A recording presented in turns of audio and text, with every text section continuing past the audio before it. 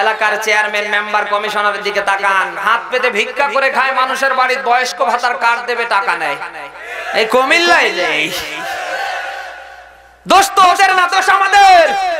মুনাফিকি তো আমরা করছি। কথা বলে কোন মুনাফিক ভোটের সিজনে এসে কান্না করবে আর আপনি ভোট দিয়ে ওকে শেয়ার দেবেন, জবাব দেওয়া লাগবে কার কাছে? কারণ কোন মুনাফিককে জান্নাতে দেবে না কে? যদি এতটুকু আমরা তার যোগ্যতা দেখে মসজিদের ইমামদের মতো করে চেয়ারগুলিতে দিতাম, 5 ওয়াক্ত নামাজের ইমাম বানাতে গিয়ে ইমাম সাহেব দাওরায় হাদিস পাস কিনা, ইমাম সাহেব কামেল পাস কিনা, ইমাম সাহেবের চেহারা ভালো কিনা, ইমাম সাহেবের বউ পর্দায় থাকে কিনা আমরা দেখি কি দেখি না? সবাই বলেন 5 ওয়াক্ত নামাজের জন্য যদি এমন কায়দা আমরা দেখতে পারি, তাহলে বাংলার মাটিতে যারা ইউনিয়নের চেয়ারম্যান, ওয়ার্ডের মেম্বার সদস্য, যারা গোটা উপজেলা মিলে জেলা মিলে যারা দায়িত্বে বাংলাদেশে আছে, এদের চরিত্র আদর্শ দেখে ওই চেয়ারে বসার দরকার আছে না নেই? সবাই বলেন। মসজিদের ইমামদের যোগ্যতা চরিত্র আদর্শ দেখার মতো করে যদি আমরা কোন মেম্বার কমিশনার চেয়ারম্যান এমপি মন্ত্রী মিনিস্টারের যোগ্যতা দেখে অন্তত এই চেয়ারগুলিতে বসাতাম, বাংলার মাটিতে সাধারণ জনগণের একটা টাকা কেউ আত্মসাৎ করতে পারত না। নিজের দলের লোক অপরাধ করার পরে সার পায়, বিচার হয় না, বিচার হয় আমাদের মতো টুপিওয়ালাদের। দোষ ওদের না, দোষ আমাদের। বাংলাদেশে এমন কিছু আনকালচার মানুষ আছে, এক প্যাকেট বিড়ি আর এক কাপ লাল পানি পেলেই অকুটে পাল্টে যায়। রব্বুল আলামিন মুনাফিকের সংজ্ঞা দিয়েছেন মুযাবযাবিনা বাইনা যালিক। মুনাফিক যারা এরা দোদুল্যমান, একবার এদিকে আর একবার, সবাই বলেন একবার এদিকে আর একবার। আর যদি আমরা মুসলমানেরা মুনাফিক না সাজতাম, বাংলার মাটিতে যা হচ্ছে আমরা যদি অন্তত প্রতিবাদ করার মন তৈরি করতাম, এত কিছু অন্যায় এদেশে হতো। আমাদের তো প্রতিবাদ নেই। অন্যায় দেখার পরে আমাদের এতটুকুন আছে, আস্তাগফিরুল্লাহ নাউজুবিল্লাহ, আস্তাগফিরুল্লাহ নাউজুবিল্লাহ। এই আজীবন আস্তাগফিরুল্লাহ নাউজুবিল্লাহ। হাই স্কুলে থাকবা, কলেজে যাবা না, ইউনিভার্সিটিতে যাবা না, চাকরি করবা না। বাংলাদেশে মুনাফিক যারা অন্যায় দেখার পরে খালি আস্তাগফিরুল্লাহ নাউজুবিল্লাহ পড়ে তারা, আর মুসলমান মুমিন যারা অন্যায় দেখার পরে আস্তাগফিরুল্লাহ নাউজুবিল্লাহ বলে বসে থাকে না, প্রতিবাদ করার জন্য জীবন দেওয়ার জন্য জেলখানা পর্যন্ত যায়। তিরমিজি শরীফের হাদিস, আল্লাহর নবী দিয়েছে কিয়ামতের ময়দান যেদিন কায়েম হবে। আপনাদের কষ্ট হচ্ছে না তো? 120টা জান্নাতি মানুষের কাতার বানিয়ে দেবে কে? বিশ্ব নবীর উম্মতের 80টা কাতারে জান্নাতে থাকবে। অন্যায় দেখার পরে যারা অন্যায়ের প্রতিবাদ করবে ওদেরকে কিয়ামতের ময়দানে ওই 80টা কাতারে জায়গা দেবে কে? সবাই বলেন। মুসা আলাইহিস সালামের সময় শনিবারের দিন মাছ ধরা আল্লাহ আইন করে দিলেন, এটা বন্ধ। শনিবারের দিন তোমাদের জন্য ইবাদতের দিন নির্ধারণ করা হলো। কিন্তু এই সময় যারা আল্লাহর আইনের বিরোধিতা করে, আল্লাহর আইনটাকে লঙ্ঘন করে যারা শনিবারের দিন মাছ ধরতে গিয়েছে, বানর আল্লাহ তাদেরকে বানায়নি, অন্যায় দেখার পরে যারা বাধা দেয়নি আল্লাহ তাদেরকেও বানিয়ে দিয়েছে। যেটা সূরা বাকারায় আল্লাহ দিয়েছে কোনু কিরাদাতান খাশিন। বলেন আল্লাহু আকবার। অন্যায় দেখার পরে যারা অন্যায়ের প্রতিবাদ করবে না, যতই কাবা শরীফে আল্লাহ আল্লাহ করো, যখন বৃষ্টি আসবে বৃষ্টির পানি ওর মাথায় পড়বে। আমার বন্ধুরা, এই জন্য বলছিলাম দুনিয়ার এই ময়দানে আপনি যা করেন নিজের মন মতো করলে হবে না। পুরা যেহেতু কোরআনে কারিমে আল্লাহ আপনার জীবন ব্যবস্থার জন্য দিয়েছে, জীবনে যেখানে যা দরকার সবকিছু যেহেতু আল্লাহ ইসলাম ধর্মে দিয়েছে, এখন ইসলাম নিয়ে আল্লাহর কোরআন নিয়ে দুনিয়ার এই ময়দানে সব আপনাকে করা লাগবে। ইসলামের জন্য আল্লাহর কোরআনের জন্য প্রয়োজনে জেলখানায় গিয়ে ফাঁসির দড়িতে জীবন দেওয়া লাগতেও পারে। কথা বলেন না কেন? কারণ আদম থেকে মুহাম্মদুর রাসূলুল্লাহ পর্যন্ত সব নবীরা দুনিয়ায় আল্লাহর দ্বীন কায়েমের জন্য চেষ্টা করেছে, স্লোগান দিয়েছে, এমনকি তাদেরকে জেলখানা পর্যন্ত যেতে হয়েছে। আজও যদি আল্লাহর বান্দা রাসূলের উম্মত আপনি দাবি করেন, আল্লাহর জমিনে দ্বীন কায়েমের পক্ষে কথা বলেন, আল্লাহর জমিনে দ্বীন কায়েমের চেষ্টা নিয়ে থাকেন, আপনাকে ওই ঘরে যাওয়া লাগতে পারে। এখন যদি বলেন না আমার ওটার দরকার নেই, তাহলে দুনিয়ার ময়দানে যত ভালো ইবাদত করেন না কেন, যত ভালো ঈমানদার হন না কেন, মহান আল্লাহ রাব্বুল আলামিন কিয়ামতের ময়দানে আপনাকে জাহান্নামে দেবে, জান্নাতে দেবে না। জাহান্নাম থেকে যদি কেউ বাঁচতে চায়, আল্লাহ রাব্বুল আলামিন বলেন বান্দা আমার সাথে ব্যবসা করো। আল্লাহর সাথে যদি দুনিয়ায় কেউ ব্যবসা করতে চায়, আল্লাহ সিস্টেম ধরিয়ে দিলেন, বান্দা আমার সাথে ব্যবসা করতে গেলে দুইটা পুঁজি লাগে। একটা পুঁজির নাম হলো মাল, আর একটা পুঁজির নাম হলো জীবন। সুবহানাল্লাহ করতে পারেন না? এখন এই মাল আর জীবন দিয়ে আল্লাহর দ্বীনের জন্য, ইসলামের জন্য, কোরআনের জন্য যদি আপনি শ্রম দিতে পারেন, মহান রব্বুল আলামিন দুনিয়ার এই ময়দানে জাহান্নাম থেকে আপনাকে বাঁচিয়ে দেবে। আর আল্লাহর দ্বীন কায়েমের মতো ভালো কাজ দুনিয়ায় আরো একটা আছে। সবাই বলেন আল্লাহ যেহেতু দিয়েছেন যালিকুম খায়রুল লাকুম ইন কুনতুম তা'লামুন, বলেন আল্লাহু আকবার। আল্লাহ বলেন তোমাদের মাল দিয়ে, তোমাদের জান দিয়ে, আমার কোথাও আল্লাহ বলেছেন তোমাদের জান দিয়ে আর তোমাদের মাল দিয়ে যদি আমার দ্বীন জমিনে কায়েম করতে পারো, আমার ইসলামের পক্ষে যদি থাকতে পারো, আমি আল্লাহ জাহান্নামের আগুন থেকে বাঁচিয়ে দেব। আর পৃথিবীতে এটা হবে সবচেয়ে ভালো কাজ। ওই সময় খলিফাতুল মুসলিমিনের দিকে তাকান, অন্ধ সাহাবী নাম হলো উম্মে মাকতুম, আল্লাহর নবী মুহাম্মদ রাসূলুল্লাহর সাহাবী। খলিফাতুল মুসলিমিনকে ডেকে বলে, খলিফাতুল মুসলিমিন আমার জীবনে এমন কি কোনো ভালো কাজ হবে না? খলিফাতুল মুসলিমিন ডেকে বলে, উম্মে মাকতুম তুমি তো আযান হওয়ার পরে নামাজ আদায় করো, জীবনে ভালো ভালো কাজ নিয়েই বসে আছো, তোমার তো আমাদের মতো কোনো কষ্ট নেই। খলিফাতুল মুসলিমিন কে উম্মে মাকতুম অন্ধ সাহাবী ডেকে বলে, নামাজ রোজা হজ যাকাত দান সদকার যে আল্লাহর জমিনে দ্বীন কায়েমের পক্ষে চেষ্টা করা, এটা আল্লাহর কাছে সবচেয়ে বেশি ভালো কাজ। তুমি কি এটা সূরা সাফফার ভেতরে পড়ো নাই? সঙ্গে সঙ্গে হযরত উম্মে মাকতুম কেঁদে ফেলেন, দুটো হাত তুলে বলেন, রব্বুল আলামিন দুনিয়া আমারে যদি দুইটা চক্ষু খুলে দিতে, জিহাদের ময়দানে গিয়ে বাতিলের বিরুদ্ধে সংগ্রাম করে আমি মারা যেতাম। একজন অন্ধ সাহাবী চোখে দেখে না, জিহাদের ময়দানে যাওয়া ভালো কাজ, মাল দিয়ে জান দিয়ে আল্লাহর দ্বীন কায়েমের পক্ষে থাকা ভালো কাজ। চোখ নাই, চোখ নেই, না থাকার পরে অন্ধ মানুষ আকাঙ্ক্ষা করছে। আজ আমাদের চোখ থাকার পরে, এত সুন্দর চেহারা সুরত থাকার পরে, এত ধন, এত সম্পদ, এত কিছু হাতের নাগালে আল্লাহ দেওয়ার পরে, আজ আমরা আল্লাহর ইসলামের জন্য হতে পারি না। আল্লাহর জমিনে আল্লাহর দ্বীন কায়েম হবে, ওই পক্ষে আমরা যারা কাজ করতে পারি না, কিয়ামতে জবাব দেওয়া লাগবে কার কাছে? দুনিয়ার মানুষের কাছে আজ হয়তো বেঁচে যাবেন, কিয়ামতের ময়দানে আল্লাহর যখন আদালত শুরু হয়ে যাবে, আল্লাহ যখন বিচার করবে, ওই দিন কারো বাঁচার উপায় আছে? সবাই বলেন দুনিয়ার বিচারকদের যে বড় বিচারক কে? সবাই বলেন। আমার বান্দারা, এই জন্য দুনিয়ার ময়দানে আপনি যেটা করবেন, ইসলাম নিয়ে করা লাগবে, আল্লাহর কোরআন নিয়ে করা লাগবে, ইসলামের পক্ষে থাকা লাগবে, কোরআনের পক্ষে থাকা লাগবে, যে কোনো কায়দায় যাতে আল্লাহর জমিনে দ্বীন কায়েম হয়। কোরআনে কারীমের ভেতরে এত কথা আল্লাহ দিয়েছেন কেন? কারণ এই দেশে যদি ইসলাম কায়েম হয়, কোরআনের রাষ্ট্র তৈরি হয়ে যায়, মানব রচিত আইন তো থাকবে না, বরং দুনিয়ার এই ময়দানে যা হচ্ছে এরও একটাও থাকবে না। আজ যারা চুরি করে, ডাকাতি করে, ছিনতাই, রাহাজানি, কোরআনে কারীম যদি এই দেশে পার্লামেন্টে চলে যায়, এদেশে যদি ইসলাম কায়েম হয়ে যায়, চোর ধরা পড়লেই ওর হাত কেটে দেওয়া লাগবে বিধানকার। সবাই বলেন।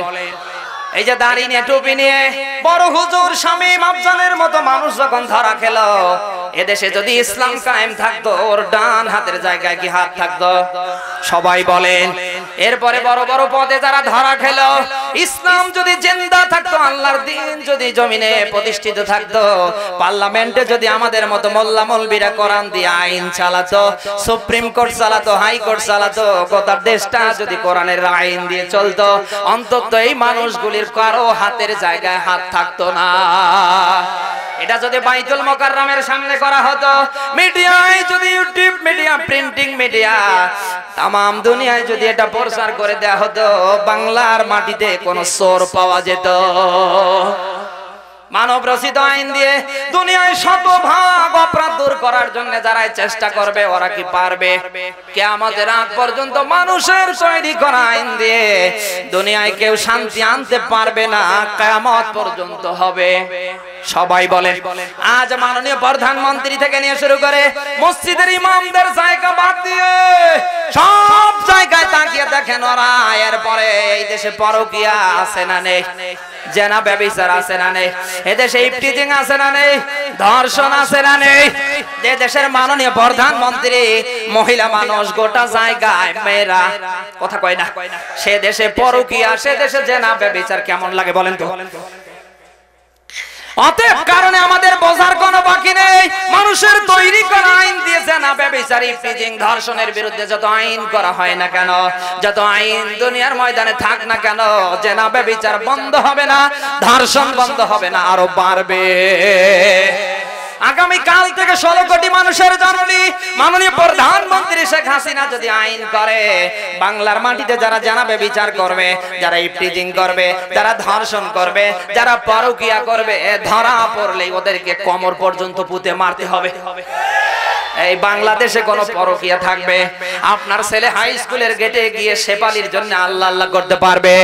সবাই বলেন, আগামী কাল যদি ওই জায়গায় একটা বক্তব্য মারা হয়, আমার তো মনে হয় বাংলার মাটিতে যুবক যারা রাতের স্বপ্ন দোষ বন্ধ হয়ে যাবে। বিশ্বনবী মুহাম্মদ রাসূলুল্লাহর মতো মানুষ মরা জমিনটাকে জিন্দা করেছে সেই কোরআন আর ইসলাম দিয়ে, যেখানে মানুষের কোনো অধিকার ছিল না, মেয়েদের কোনো ইজ্জত ছিল না, একজন পুরুষ একাধিক মেয়েকে ভোগ করতে পারতো, কথা বলেন। অথচ সেই জায়গার মতো জায়গায় কোরআনে কারীম আর ইসলাম দিয়ে সবার হক ফিরিয়ে দিয়েছে কে? ওই কোরআন আর ইসলামের দরকার আজও বাংলায় আছে না নেই? খলিফাতুল মুসলিমিন যখন রাষ্ট্র ক্ষমতায়, বিচারকরা ডেকে বলে, ও বাদশা, খলিফাতুল মুসলিমিন দিন চলে যায়, রাত আসে, আবার রাত চলে যায়, দিন আসে, সপ্তাহ চলে যায়, মাস চলে যায়, বছর চলে যায়, মানুষ তো আমাদের কাছে বিচার নিয়ে আসে না। খলিফাতুল মুসলিমিন ডেকে বলে, তোমরা কি জানো না আমার দেশের আইন চলছে কি দিয়ে? সবাই বলে, আমার দেশের আইন চলছে, বিচার বিভাগ চলছে আল্লাহর কোরআন দিয়ে। এই জন্যই মানুষ অপরাধ নিয়ে তোমাদের কাছে বিচার নিয়ে আসে না, কারণ আসলেই কোরআনে কারীম দিয়ে বিচার হবে। কেউ যদি ধরা পড়ে ওর বাঁচার কোনো সুযোগ। সবাই বলে, রাতের বেলা খলিফাতুল মুসলিমিন বের হয়েছে, দিনের বেলা কোনো মানুষ বিচার নিয়ে আসে না। আমি তো রাষ্ট্রের বাচ্চা দেখি, আমার রাষ্ট্রের মানুষ কোন কায়দায় আছে, হাঁটতে হাঁটতে চলে যাচ্ছে, প্রতিমধ্যে একটা বাড়ি থেকে রাতের বেলায় আওয়াজ আসছে, মা ডেকে বলে, মেয়ে আজকে একটু দুধ গাভীর কম হয়েছে, একটু পানি দাও। মেয়ে ডেকে বলছে, মা আপনি পানি দেবেন দুধের ভেতরে? আপনি জানেন না এই রাষ্ট্র চলে খলিফাতুল মুসলিমিনের আল্লাহর কোরআন দিয়ে। খলিফাতুল মুসলিমিন যদি জানতে পারে তোমাকেও রাখবে না, আমাকেও রাখবে না। মা ডেকে বলে, মেয়ে এই মুহূর্তে কি খলিফাতুল মুসলিমিন আছে নাকি? মেয়েটা ডেকে বলে, মা যদিও খলিফাতুল মুসলিমিন না থাকে, তাকিয়ে দেখো খলিফাতুল মুসলিমিনের আল্লাহ আছে। কোরআনে কারীম যখন, ইসলাম যখন প্রতিষ্ঠিত হয়ে যাবে, আল্লাহর জমিনে দ্বীন যখন জিন্দা হয়ে যাবে, মানুষ ভয় নিয়ে আসবে কার? সবাই বলেন। আমার বন্ধুরা, এই জন্য আল্লাহর জমিনে আল্লাহর দ্বীন কায়েমের দরকার, বলেন তো আছে না নেই? আজ আমার মতো হুজুর যতই আমি বক্তব্য দেই, নামাজ পড়েন পড়েন, পড়া লাগবে, আপনি বলেন হুজুর যতই বক্তব্য দেন পড়ি না, পড়ব, কথা কয় না। কিন্তু আগামী কাল যদি পার্লামেন্টে বক্তব্য দেওয়া হয় মুসলমান দাবি করার পরে, যারা নামাজ আদায় করবে না 7 দিনের জেল, 10,000 টাকা জরিমানা। আমার তো মনে হয় আজান হওয়ার পরে রোড ঘাট রাস্তা পথে গাড়ি ঘোড়া সব বন্ধ হয়ে যাবে। আজ এই বাংলাদেশকে ডিজিটাল গঠন করার জন্য, দারিদ্র মুক্ত সমাজ গঠন করার জন্য মাননীয় প্রধানমন্ত্রী যে পদক্ষেপ নিয়েছে, আগামী কাল থেকে যদি আল্লাহর কোরআন আর ইসলামের সমন্বয় করে করা হয়, যত মানুষের উপরে যাকাত ফরজ হয়েছে, আমার তো মনে হয় বাংলার মাটিতে এই অর্থবিদরা যদি যাকাত দেয়, বাংলাদেশের কোনো মানুষ কোথাও হাত পেতে ভিক্ষা করতে যাবে না। ডিজিটাল দেশ গঠন করতে গেলে মানুষের থিওরি দিয়ে করা যাবে না, করতে পারবেন না, আপনাকে করা লাগবে ইসলাম নতুবা আল্লাহর কোরআন দিয়ে। কারণ ইসলামের শান্তি, কোরআনে শান্তি দিয়েছে কে? আজ যেখানে ইসলাম আছে ওখানে শান্তি আছে না নেই? আজান হওয়ার পরে মসজিদে ইসলাম আছে না নেই? আল্লাহর আইন আছে না নেই? আজান হওয়ার পরে ইমাম সাহেব সামনে দাঁড়ায়। কি ফকির, কি গরিব, কি ধনী, কি রিকশা চালক, ভ্যান চালক, অটো চালক, কি দেখতে সুন্দর, ইমামের পিছনে সবাই কাতারবন্দি হয়ে দাঁড়ায়। কেউ পার্থক্য করে যে রিকশা চালায়, কেউ পার্থক্য করে আমি কোটিপতি। মসজিদে আইন চলে কার? মসজিদের মতো আইন যদি গোটা বাংলার মাটিতে আমরা তৈরি করতে পারি, মসজিদের মতো আইন যদি গোটা বাংলার মাটিতে চলে, মসজিদে যেরকম পরিবেশ আছে বাংলার প্রত্যেকটা মাটির কোনায় কোনায় ওই রকম আল্লাহর পরিবেশ তৈরি হবে। আর আপনি তো ওই পক্ষে আসতে চান। ইসলাম আর শান্তি দুইজন কয়জন বলেন তো? এই যে ইসলাম নামক ছেলেটা একজনের বাড়িতে কাজ করছে,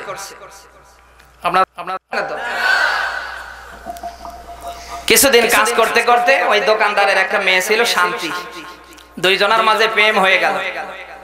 মায়ের চোখে ধরা পড়ার পরে শান্তির আব্বাকে ডেকে বলে তোমার শান্তির অবস্থা ভালো না, তাড়াতাড়ি শান্তিকে বিদায় করো নতুবা ইসলামকে বিদায় করো। এই কথা শুনতেছে? শান্তির আব্বা ইসলামকে রিমান্ডে নেওয়ার পরে যত কিছু করার দরকার করে বাড়ি থেকে বের করে দিলেন। দূরে গিয়ে একটা এসএমএস দিয়েছে, শান্তি তোমার জন্য আমার দিন দুনিয়া সব শেষ। শান্তি পাল্টা এসএমএস দিয়ে বলছে শোনো একটু ধৈর্য ধরো, কত মশা কামড়ায় কামড়াক, আমি আসতেছি। কিছুক্ষণের মধ্যে মেয়েটা মা বাবা যখন ঘুমিয়ে গেছে আস্তে দরজা খুলে চলে গেছে ইসলামের কাছে। এই কথা শুনতেছেন? পরের দিন সকাল হয়ে গেছে, মেয়ে নেই মেয়ে নেই মেয়ে নেই। লোকেরা বলছে তোমার শান্তি কোথায়? বলছে শান্তি তো নেই, তোমার দোকানদার দোকানে যে কাজ করা ছেলে ওই যে ইসলাম কোথায়? বলছে ইসলামও নেই। এই বেটা বেদব, তোর ইসলাম যেখানে তোর জন্ম দেয়া মেয়ে শান্তি সেখানে। আজ ইসলাম আছে যেখানে শান্তি আছে, ইসলাম নেই যেখানে অশান্তির আগুন সেখানে। এজন্য ইসলাম প্রতিষ্ঠিত হোক এই পক্ষে থাকার দরকার আছে না নেই? মুসলমান দাবি করে এদেশে ইসলাম কায়েম হবে, ওই পক্ষে থাকতে চায় না। বাংলাদেশে মানুষ যদি মুনাফিকি না করতো, অন্তত এই দেশে ইসলামের বিরুদ্ধে, কোরআনের বিরুদ্ধে, আল্লাহর বিধান লঙ্ঘন করার কেউ সাহস পেত? সবাই আওয়াজ করে বলেন। এই যা আসিতেছে 14 ফেব্রুয়ারি ভ্যালেন্টাইন্স ডে, সুবহানাল্লাহ। মুসলমানের জন্য 14 ফেব্রুয়ারি পালন করা হালাল না হারাম? এর জন্মদাতা এই ভালোবাসা দিবসের ডক্টর শফিক রহমান, এটা কুলঙ্গার রাস্তিক। ওর নামের শেষে রহমান থাকার কারণে কোর্টে, হাই কোর্টে এপিডোপিট করে রহমান থেকে লাগিয়ে দিলেন রেহমান। বলছে রহমানে মৌলবাদের গন্ধ আসে। অথচ এই কুলঙ্গারের ভালোবাসা দিবস বাংলার মাটিতে মুসলমানেরা পালন করে। আমার তো মনে হয় 14 ফেব্রুয়ারি ভালোবাসার সাথে যাদের জীবন আছে, যাদের সম্পর্ক আছে, কুকুরও যাওয়ার আওতা। কুকুরকে আগামীকাল জিজ্ঞেস করবেন কি রে তোদের লজ্জা লাগে না? এই যে রোড ঘাট রাস্তা পথে বিভিন্ন জায়গায় যা কাম কুকাম করিস, কুকুর আপনাকে এক বাক্যে বলবে ওই কিসের লজ্জা?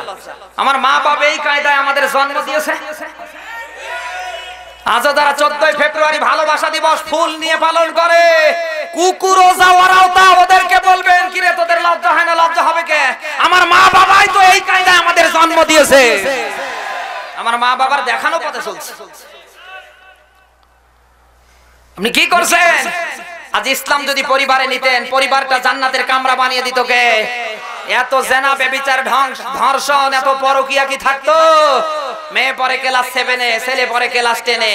তাকিয়ে দেখেন মেয়ে কি করে, ছেলে কি করে, কোনো খবর নেই। আর ওই এতে কাপে বসে আল্লাহ আল্লাহ করছে, আর 40 দিনে 1 সাল চিল্লাই গিয়ে মারা যাচ্ছে। ওই তাবলীগ করলে আগে নিজের বউয়ের, ছেলের, মেয়ের পেছনে কর। তোকে ভয়ঙ্করী কে দিয়েছে? ও যায় শাল চিল্লার জন্য, আর ওর বউ রাস্তায় বের হয়ে মার্কেট করে, বাজার করে, মেয়ে বয়ফ্রেন্ড নিয়ে রাতের বেলা ঘুমায়, ছেলে তার বান্ধবী নিয়ে সময় কাটায়। কথা কয়, এ কি তাবলীগ? তাবলীগ আগে করা লাগবে নিজের স্ত্রীর উপরে, মেয়ের উপরে, ছেলের উপরে, নিজের পরিবারে। যেহেতু আল্লাহর বক্তব্য কু আনফুসাকুম, এটা সূরা তাহরিমের 6 নম্বর আয়াত। আল্লাহ ইয়া আইয়ুহাল্লাযীনা আমানু, হে পৃথিবীর বিশ্বাসীরা, ওই ঈমানের দাবি করো যারা, তোমাদের বলছি, কু তোমরা বাঁচো আনফুসাকুম নিজের আগে, ওয়াহলিকুম নারা এরপরে আহলদেরকে। সুবহানাল্লাহ বলতে পারেন না? তাহলে আগে পরিবার ঠিক করা লাগবে, আগে সমাজ ঠিক করা লাগবে, আগে দেশ ঠিক করা লাগবে, এরপরে তাবলীগের জন্য সৌদি আরবে গিয়ে আল্লাহ আল্লাহ করা লাগবে। তোমার পরিবার ঠিক নেই, মেয়ে ঠিক নেই, ছেলে ঠিক নেই, দেশ ঠিক নাই, আর ওই আস্তাগফিরুল্লাহ নাউজুবিল্লাহ আরো দাওয়াত দিতে যাচ্ছে সৌদি আরবে। ও কাবা শরীফে মারা গেলে ওই টাটকা মুনাফিক। এটা বুখারী শরীফের হাদিস, আল্লাহর নবী দিয়েছেন, বলবো কুল্লু রাঈন ওয়া কুল্লু মাসউলুন, তোমরা প্রত্যেকেই দায়িত্বশীল, আর প্রত্যেককে দায়িত্বের ব্যাপারে জিজ্ঞেস করবে কে? তাহলে আপনার পরিবারে যারা আছে এরা যদি ইসলাম না মানে, ইসলামের পক্ষে না থাকে, এর জবাব কি দেওয়া লাগবে না? সবাই বলেন, ও চিন্তা চেতনা তো আপনার নেই। আমার বন্ধুরা, এইজন্য দুনিয়া আপনি যা করেন সব আল্লাহর ইসলাম দিয়ে করা লাগবে, কোরআন দিয়ে করা লাগবে, ইসলামের জন্য, কোরআনের জন্য করা লাগবে। তাহলে কবুল করবে কে? সবাই বলেন। যেহেতু আল্লাহর থিওরি সূরা আলে ইমরানের 3 নম্বর পারা 20 নম্বর পৃষ্ঠার 85 নম্বর আয়াতে আল্লাহ দিয়েছেন, ওমাইয়াবতাগি গায়রাল ইসলামি দীনান ফালাই ইউকবালা মিনহু ওয়া হুয়া ফিল আখিরাতি মিনাল খাসিরিন। বলেন আল্লাহু আকবার। আল্লাহ বলেন, ইসলাম বাদ দিয়ে কারো যদি ব্যক্তি জীবন, পরিবার জীবন, অর্থনৈতিক জীবন, রাজনৈতিক জীবন, রাষ্ট্র জীবন, রান্নাঘর থেকে নিয়ে আজরাইল আসার পূর্ব মুহূর্ত পর্যন্ত চলে, আল্লাহ বলেন আমি কবুল করি না, ফেরত দেই। কথা কার? সবাই বলেন। এখন আমি আপনি যা করছি কার জন্য? এখন আল্লাহ যদি কবুল না করে আপনার বাঁচার উপায় আছে? এই কথা বলেই যদি আল্লাহ শেষ করতো তাও হয়ে যেত হয়তো, কিন্তু শেষে আল্লাহ দিলেন ওয়া ফিল আখিরাতি মিনাল খাসিরিন। আল্লাহ বলেন কিয়ামতের ময়দান যেদিন কায়েম হবে, আমি আল্লাহ এদেরকে ক্ষতিগ্রস্ত করব। আল্লাহ যদি কাউরে ক্ষতি ধরিয়ে দেয়, কাউকে বিপদে ফেলায়, আপনার বাঁচার উপায় আছে? সবাই আওয়াজ করে বলেন। আজ অনেক মানুষের ব্যক্তি জীবন, সমাজ জীবন, পরিবার জীবন ইসলামের নিয়ম নীতি দিয়ে চলছে না।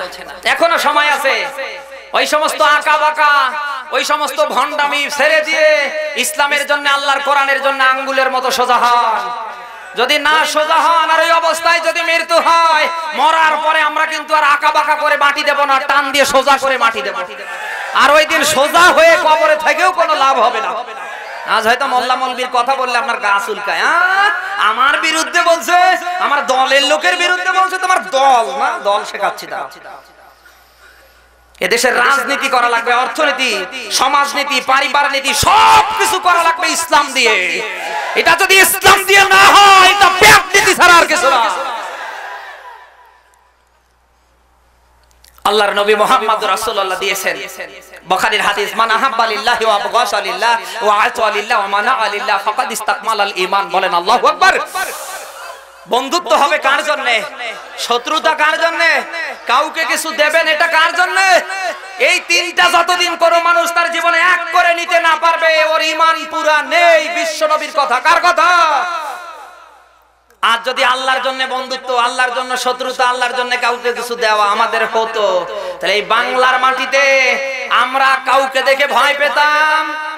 সবাই বলেন, কোরআনের বিরুদ্ধে, ইসলামের বিরুদ্ধে যারা এই স্লোগান দেবে, নিজের বাবা হলে ওর জানাজা পড়া যাবে না, যাবে না, যাবে না। বন্ধুত্ব তো আমরা আল্লাহর জন্য করতে পারি নাই। আমাদের তো বন্ধুত্ব হয়েছে ওই সিটার বাটপারদের দিকে তাকিয়ে। আমাদের বন্ধুত্ব চলছে ওই কায়দায়। আমি যদি ওখানে ওই কথা বলি, তাহলে যদি আমার জেলখানায় যাওয়া লাগে, আমার যদি ফাঁসির দড়িতে চলা লাগে, আমার স্ত্রী কি খাবে, ছেলে কি খাবে, মেয়ে কি খাবে? রিস্কের মালিক কে? সবাই বলে। আপনার ব্যবসা বাণিজ্য, চাকরি বাকরি, টাকা পয়সা, দুনিয়ার কোন মাখলুক আপনাকে খাওয়াতে পারে না। খাওয়ায় কে? কাঠের ভিতরে যে পোকা আল্লাহ আল্লাহ করে, ওরে খাবার দেয় কে? হিংস্র প্রাণীগুলি বন জঙ্গলে আছে, ওদের খাওয়ায় কে? সমুদ্রের ভেতরে কোটি কোটি মৎস্যরাজি আছে, এদের খাবার দেয় কে? ওদের যদি ব্যাংক না থাকে, ব্যালেন্স না থাকে, জমি জায়গা ঘর বাড়ি, একদিনের খাবার যদি রিজার্ভ না থাকে, ওদেরকে যদি আল্লাহ খাইয়ে বেঁচে রাখতে পারে, আল্লাহর ইসলামের জন্য, কোরআনের জন্য আপনি হক কথা বলে জেলখানায় যাবেন, আপনার পরিবারের সব সদস্যদেরকে চালাবে কে? না ওই আল্লাহর ক্ষমতা নেই? তাবারাকাল্লাযী বিয়াদিহিল মুলক ওয়া হুয়া আলা কুল্লি শাইইন কাদির। বলেন আল্লাহু আকবার। সূরা মুলক কোন সূরা? 67 নম্বর সূরা 29 নম্বর পারা প্রথম নম্বর পৃষ্ঠার প্রথম নম্বর লাইনের প্রথম নম্বর আয়াতে আল্লাহ দিয়েছেন। আল্লাহ বলেন তাবারাকা, সমস্ত দুর্বলতা অক্ষমতা সব কিছু থেকে মুক্তকে। সবাই আওয়াজ করে বলেন। আল্লাহ বলেন বান্দা আমি এত ক্ষমতার মালিক, আমি দুনিয়ায় অনেক মানুষের ক্ষমতা দেই, অনেক শেয়ার দেই, দেওয়ার পরে আবার জুতা পেটা করে বিদায় করে দেই। আল্লাহ পারে না, না না, ও ক্ষমতা তো আল্লাহর নেই। নমরুদের মতো মানুষ, ফেরাউনের মতো মানুষ, আবু জাহেলের মতো মানুষ, কাবাকে ভাঙার জন্য বাদশা আব্রাহা এসেছিল গো, কি আল্লাহ ওদের জুতা পেটা করেনি? সবাই বলেন না, ওই আল্লাহর ক্ষমতা এখন বুড়ো হয়ে গেছে। মাস্তানি দেখান, ক্ষমতা দেখান না। ক্ষমতা যদি দেখাতে হয়, মাস্তানি করতে হয়, ইসলামের জন্য করা লাগবে, এটা জায়েজ। কিন্তু ইসলাম বাদ দিয়ে, আল্লাহর কোরআন বাদ দিয়ে যদি আপনি ক্ষমতা দেখান, আপনি শয়তান। আপনিও ওই সময় সর্বপ্রথম ক্ষমতা দেখিয়েছিল ইবলিস, শয়তান। কথা কয় না? আজও ক্ষমতায়, আজও চেয়ারে বসার পরে যারা লাফালাফি করে ইসলামের বিরুদ্ধে, কোরআনের বিরুদ্ধে, টুপিওয়ালাদের বিরুদ্ধে, বোঝা লাগবে ওটা মানুষ না, ওটা মানুষ নামের শয়তান। এজন্য আমাদের বন্ধুত্ব হবে কার জন্য? আজ যদি আল্লাহর জন্য বন্ধুত্ব করতাম, বিশেষ করে আজকে মসজিদের ইমাম মুয়াজ্জিন যারা আমরা আছি, দায়িত্বশীল, মাঠে ময়দানে কথা বলি, আমরা অন্তত কোরআনের হক কথাগুলি বলতাম। যারা ইসলামের বিরুদ্ধে, আল্লাহর কোরআনের বিরুদ্ধে, রাসূলের বিরুদ্ধে, আমার আল্লাহর বিরুদ্ধে যারাই বক্তব্য দেবে, মরার পরে ওর কোনো জানাজা দেয়া হবে না, হবে না, হবে না। যদিও দেওয়া লাগে ওযু ছাড়া, দোয়া ছাড়া, হবে ডিজিটাল গালিগালাজ দিয়ে। যা শয়তান, কোন জায়গায় যাবি যা। আজীবন তোর কারণে কোরআনের হক কথা বলতে পারি নাই, আজীবন তোর কারণে আমরা ইসলামের ছায়াতলে আসতে পারি নাই। একটু পরে তোর খেলা শুরু হবে। কিন্তু আমাদের তো তা হয় না। আমি কারো শত্রু না, আমি সবারই বন্ধু। এত দূর থেকে আমাকে দাওয়াত দিয়ে নিয়ে এসেছেন এই সেই হক কথাগুলি বলার জন্যই। আমি যদি গোপন করে মারা যাই, গোপন করে টাকা নিয়ে চলে যাই, কিয়ামতে জবাব দেওয়া লাগবে কার কাছে? সবাই বলেন। এজন্য আমি কারো দিকে তাকিয়ে কোরআনের কথা বন্ধ করতে পারি না। একজনের দিকে তাকিয়ে কোরআনের হক কথা বলবো। বলতে গিয়ে যদি জেলখানায় গিয়ে ফাঁসির দড়িতে ঝোলা লাগে, লক্ষত বরার ঝোলার জন্য প্রস্তুত আছি। কারণ আল্লাহ দিয়েছেন ইয়া আইয়ুহাল্লাযীনা আমানুত্তাকুল্লাহা ওয়া কুলু কাওলান সাদিদা। এটা সূরা আহজাব 33 নম্বর সূরা 22 নম্বর পারা 6-7 নম্বর পৃষ্ঠার 70 নম্বর আয়াত আল্লাহ দিয়েছেন। রব্বুল আলামিন বলেন, তোমরা যারা মুমিনের দাবি করো, ঈমানদারের দাবি করো, আমি আল্লাহ তোমাদের বলছি, আমি আল্লাহকে ভয় করো, আর কথা বলার সময় হক কথাগুলি বলো। কথা কার? সবাই বলেন। আজ যারা মাঠে ময়দানে, আজ যারা মসজিদে বড় হুজুর সেজে আল্লাহর কোরআনের স্পষ্ট কথাগুলি গোপন করে মাসে মাসে টাকা নেয়, খোদার কসম করে বলে ওর পেছনে নামাজ হচ্ছে না, কিয়ামত পর্যন্ত হবে না। এখন যদি বলেন হুজুর আপনার কথা মানি না, কোরআনে দলিল দেন, দেব। সবাই বলে সূরা বাকারা কোন সূরা? 2 নম্বর পারা 3 নম্বর পৃষ্ঠার 159 নম্বর আয়াত আল্লাহ দিয়েছেন, ইন্নাল্লাযীনা ইয়াকতুমুনা মা আনজালনা মিনাল বায়্যিনাতি ওয়াল হুদা মিন বা'দি মা বায়্যানাহু লিন-নাস উলাইকা আনহুমুল্লাহু ওয়া আনহুমুল লাঈনুন। আল্লাহ বলেন নিশ্চয় যারা কাতামা ইয়াকতুমু গোপন করবে, কোরআনের স্পষ্ট কথাগুলি যারা গোপন করে, কোরআনের স্পষ্ট কথাগুলি যারা গোপন করছে। এই শেষ করে দেব না, এই চাচা উঠছে কেন? এরকম মির্গি বেরাম নিয়ে মাহফিলে আসেন কেন? যুবক মানুষ চোরের মতো পালিয়ে যাচ্ছে। মাগরিবের পর থেকে নিয়ে 7:45 পর্যন্ত আমি একখানে বক্তৃতা সেরে আসলাম, আবারও এখানে কথা বলছে, আমার কিছু হয় না, আর ও বসে বসে শুনবে, ওরা আল্লাহ আল্লাহ শুরু হয়ে গেছে। যুবক মানুষ যদি বসে কোরআন শুনতে না পারে, ওর কিছু আছে? কি আপনি কি রাগ করলেন? শেষ করে দেই নাকি? কি কথা বলছিলাম? যারা আল্লাহর দিকে তাকিয়ে কোরআনের স্পষ্ট হক কথাগুলি মসজিদের মেম্বারে বলবে না, ওর পেছনে নামাজ হচ্ছে না, হবে না। দলিল হলো কোরআনে কারিমের 2 নাম্বার পারা সূরা বাকারার 3 নাম্বার পৃষ্ঠার 159 নাম্বার আয়াতে আল্লাহ দিয়েছেন, যারা কোরআনে কারিমের স্পষ্ট কথাগুলি গোপন করে মানুষের ভয়ে। এই কথা শুনতেছেন? আল্লাহ বলেন আমি আল্লাহর লানত, আমি আল্লাহ যাদের উপর লানত করি ওদেরও লানত। এখন আল্লাহ যদি আমার মতো মোল্লা মৌলবীর উপরে লানত করে, অভিশাপ দেয়, তামাম দুনিয়ার মানুষ যারা লানত প্রাপ্ত ওদের লানত, ওরাও যদি আমার উপরে লানত করে আমার নামাজ কি হবে? আমার পেছনে যারা আল্লাহ আল্লাহ করছে ওদের আল্লাহ আল্লাহ কবুল হবে? সবাই বলে। আজ যারা হক কথা বলতে পারেন না মানুষের ভয়ে, আজ যারা আল্লাহর ইসলামের কথাগুলি গোপন করেন, আমার তো মনে হয় ওই চাকরি বাদ দিয়ে শেয়ার ছেড়ে দিয়ে বাদামের দোকান করেন। কথা বলে না কেন? ওই বাদামের দোকান করলেও হয়তো আল্লাহ আগে আপনাকে জান্নাতে দেবে, কিন্তু মুনাফিক হিসেবে কোরআনের হক কথা যদি গোপন করে করে টাকা নেন, ওটা টাকা না, ওটা কিন্তু জাহান্নামের আগুন। আর আল্লাহ বলেন এই সমস্ত সিটার, এই সমস্ত বাটপার ভণ্ডদের সাথে কিয়ামতের ময়দানে আমি আল্লাহ কথা বলবো না। এই কথা শুনতেছে? আমি আল্লাহ এদের পবিত্র করব না। আমি আয়াত দিয়ে ব্যাখ্যা দিলাম, অনুবাদ করে দিলাম, সরল বাংলা ভাষায় বলে গেলাম।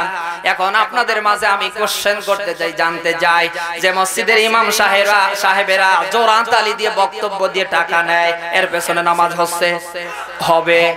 আগামী কাল থেকে শপথ নেওয়া লাগবে, ও ইমাম সাহেব তোমার ওই সমস্ত 12 চাঁদের খুতবা মুখস্থ করে ওই বক্তব্যের আমাদের দরকার নেই। তোমার বাবা কোন আকাশ দিয়ে উড়িয়ে গিয়ে কি করেছে ওটা আমাদের দেখারও বিষয় নেই, জানারও বিষয় নেই। তোমাকে স্পষ্ট কথা হয় ইসলাম থেকে নতুবা আল্লাহর কোরআন থেকে বলা লাগবে দলিল প্রমাণ দিয়ে। যদি না পারো তাহলে তোমার ইমামতির দরকার নেই। কারা পারবেন হাত তুলে দেখি। লিল্লাহে তাকবীর, আল কোরআনের আলো। আজকে মসজিদের সভাপতি থেকে নিয়ে শুরু করে মসজিদের দায়িত্বে যারা আছে, ইমাম মুয়াজ্জিন থেকে শুরু করে এতটুকুন যদি আল্লাহর দিকে তাকিয়ে শত্রুতা করতো, যারা নামাজে আসে না, মুসলমান দাবি করে জমার নামাজটা পর্যন্ত পড়ে না, এরকম আছে না নেই? মুসলমান দাবি করে মেয়ে পর্দা করে না, নিজের ঘরের বউটা পর্দা করে না। আমরা যদি আল্লাহর দিকে তাকিয়ে যারা দায়িত্বশীল আছি মসজিদ থেকে বক্তব্য দিতাম, এই মানুষগুলি মরার পরে এদের কোনো দোয়া কেউ করবে না। কোন বড় হুজুর এসে দোয়া করে আমরা দেখবো? এক কথা কয় না। আমার তো মনে হয় যারা আঁকা বাঁকা পথে আছে ওরা সব সোজা হয়ে যেত। ও ধান্দাই তো আমাদের নেই। আজ অনেক হুজুরদের কারণে দেশ থেকে ইসলাম বিলীন হতে চলছে। হক কথা বলতে চায় না। আপনি কিসের ভয় করেন? না না, দরালে ওর পেছনে নামাজ হবে না তো। স্পষ্ট দলিল আর প্রমাণ দিয়ে কথা বলা লাগবে। সভাপতি সেক্রেটারি লাফালাফি করে কান ধরে তুলে বসা লাগবে। বস, তোর বাবার কথা বলার জন্য আসি নাই। এই মসজিদ তোর বাবার না, তোর না, এটা আল্লাহর ঘর। এখানে স্বাধীনতা তোরও যা আমারও তা। চাকরি থাকে থাক, না থাকে নাই, হক কথা আমি বলেই যাব।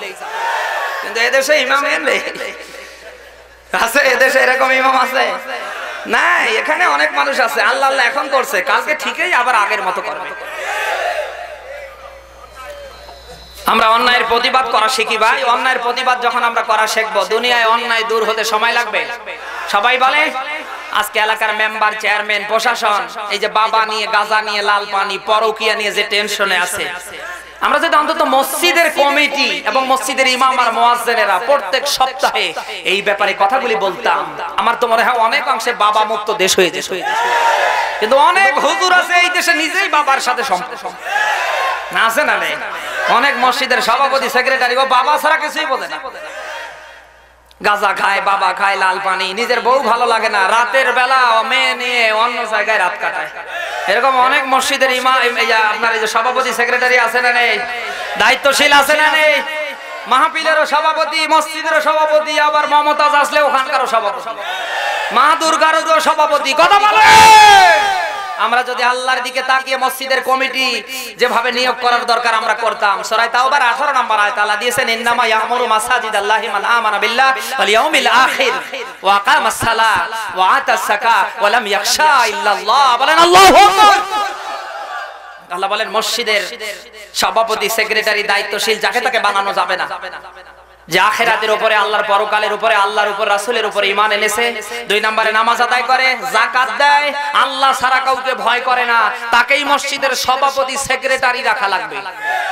বুকে হাত দিয়ে বলেন তো আপনার মসজিদের কোন সভাপতি সেক্রেটারি আছে 5 ওয়াক্ত নামাজ পড়ে? ও যাকাত দেবে কি করে? ওর মসজিদের টাকা, ঈদগাহর টাকা ভাগ নেওয়ার জন্য মামলা করে, ইমামের চাকরি খায়।